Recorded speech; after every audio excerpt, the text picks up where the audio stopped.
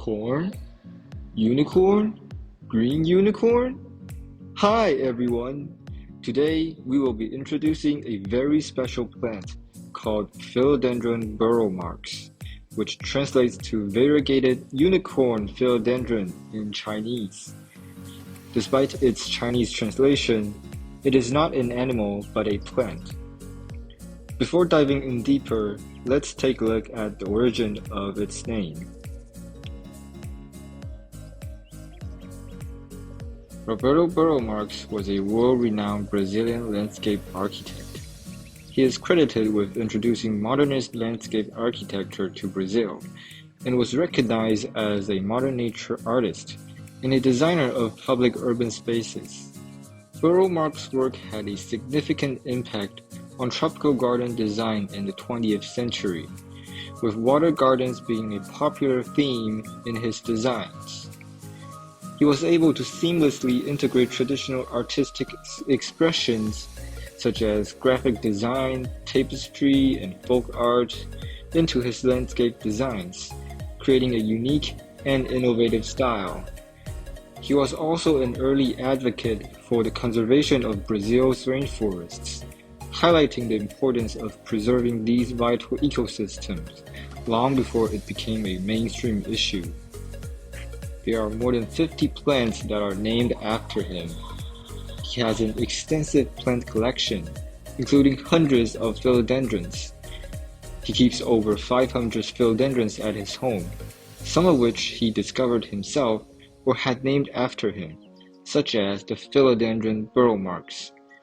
That's how its name came about. The Philodendron Burle Marx is an angiosperm and a monocot. It's in the Philodendron genus Araceae family. The Araceae family usually have adventitious roots and are often mycorrhizal. Their stems often go underground, forming rhizomes. The Philodendron genus are mostly epiphytes. Their leaves are often large and shiny, which enhances photosynthesis. Epiphytes are plants that grow on top of other plants or objects, using their hosts for support to get nutrients from the surrounding air and rain. The Philodendron Burle Marx was originally from subtropical forests, such as Brazil and Colombia. It can survive with very little water, which may seem a bit strange since the tropical rainforest should be quite humid after all. Also, the plant doesn't need direct sunlight to grow, because they originally grow in the shrub layer, where sunlight is usually blocked by the trees above. In general, Philodendron Burle Marx accepts a humid and hot environment. On the philodendron we grow, we found two kinds of leaves, one of which is all green, and the other has a mixture of light and dark green. It is speculated that in the variegated leaf, some tissues contain chlorophyll and some don't. The variegation makes the leaf look infected, which may reduce damage to the leaves. Green leaves are important to Philodendron Burle Marx because they are the organ where photosynthesis takes place.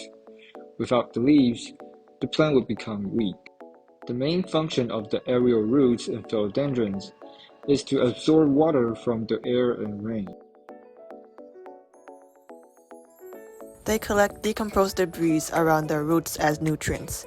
Depending on the desired growing area, fertilizers of different ingredients are applied.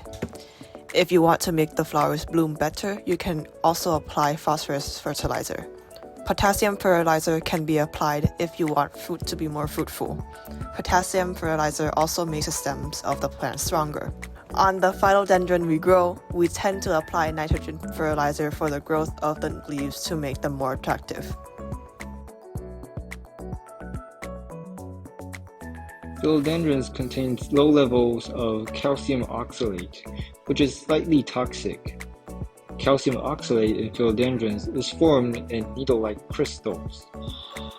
These sharp tiny crystals stir with the movement of the tongue, mucus, and sting on them, harming our epithelium tissue.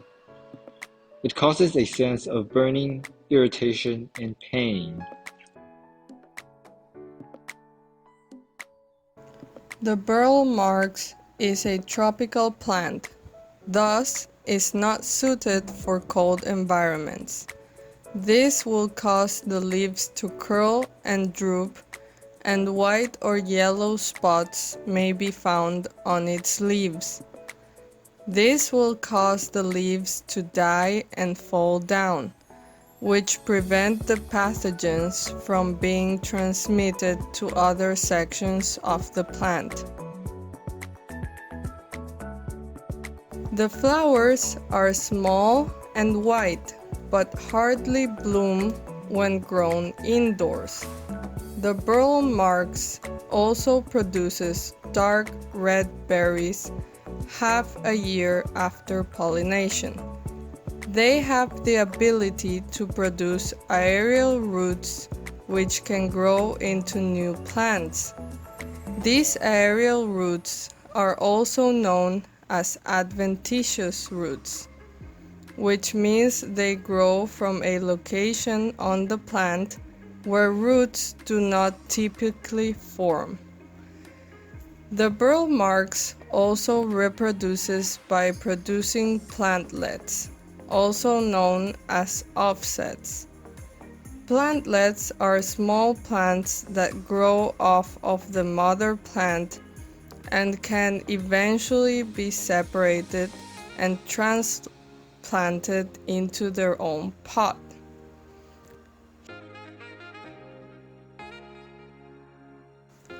Heat provided by the inflorescence reduces the need for the beetles to generate their heat during activity and reduce their daily energy requirements severalfold. Because the beetles may spend most of their adult lives in the inflorescences. The relatives include Philodendron Burle, often found in Brazil, Philodendron mamei in Colombia, and Philodendron appendiculator. These philodendrons live in the jungles, wetlands, and moist forests of South America, southeastern Brazil, and northern part of Argentina. The most special feature of the species is that it has large petiolate leaves with long adventitious roots.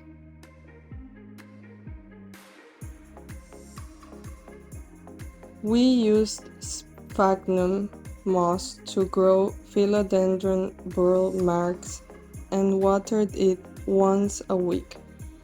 Since the stem was quite weak at first, we used bamboo chopsticks as its support frame, and now the stem has regained its original support. We tried to shade the plant with black, opaque tape for 7 days and found that there was no significant change, presumably because the shade was too small or the shade tape would transmit light. In addition, we often make wounds and observe the changes, and find that the wounds will become a little brown like the edges of the leaf. It is currently planted in my room. Our room will be 3 humid, normal, dry states. The normal situation is to open the window for ventilation. The humidity is about 60%. Humid state will consist of drying clothes in the room. For the dry state, we will turn on the dehumidifier, but there is no significant change in the plant, and the environment is relatively dry most of the time and can receive more sunlight. In the evening, it will also receive the LED lamp irradiation.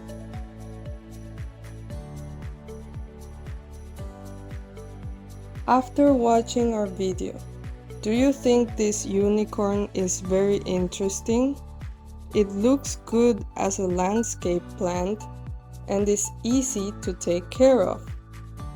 You might as well buy one and put it next to your desk to watch. Have a nice day and see you next time.